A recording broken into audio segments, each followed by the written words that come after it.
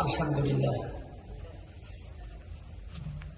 উপস্থিত আজকের এই মহতী জলসার সম্মানিত সভাপতি,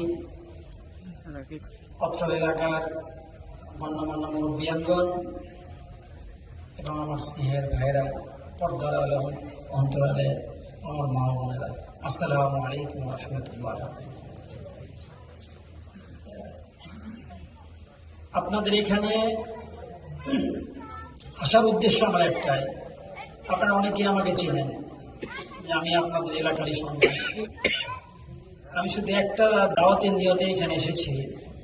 আল্লাহ রাসূল সাল্লাল্লাহু আলাইহি ওয়াসাল্লামের একটা হাদিস, যে তোমার যতটুকু ইলম আছে, যতটুকু তোমার জানা আছে, ওইটুকু তুমি আরেক ভাইয়ের কাছে পৌঁছে দাও। শুধু এই হাদিসের উপর আমল করার নিয়তে আমার এখানে আসা এবং বসা। আসলে বেসিক্যালি দিনের দাওয়াত তরগিবি কথাবার্তা বলবে আলেম ওলামারা।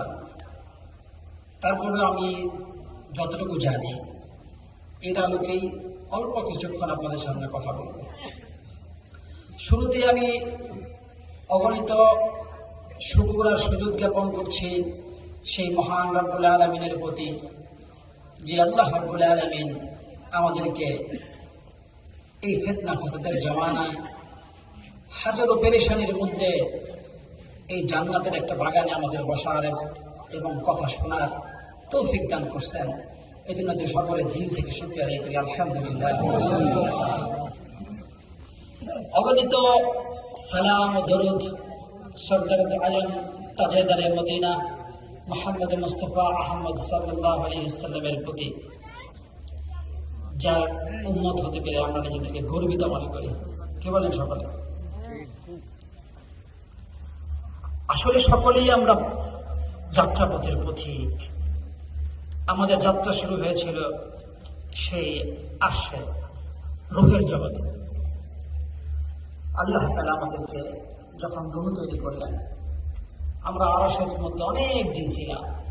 তারপর মায়ের পেটের মধ্যে বাবার বীর্য এবং মায়ের বীর্যের মাধ্যমে মায়ের রেহেমের মধ্যে আল্লাহ তাআলা আমাদেরকে পাঠাইলেন, এবং সেখান থেকে 9 মাস পার হওয়ার পরে দুনিয়ার জগতে আমরা পদার্পণ করলাম।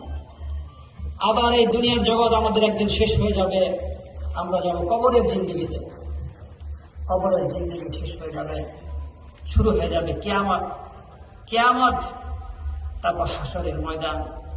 হাসরের ময়দানে বলে জান্নাত আর জাহান্নাম।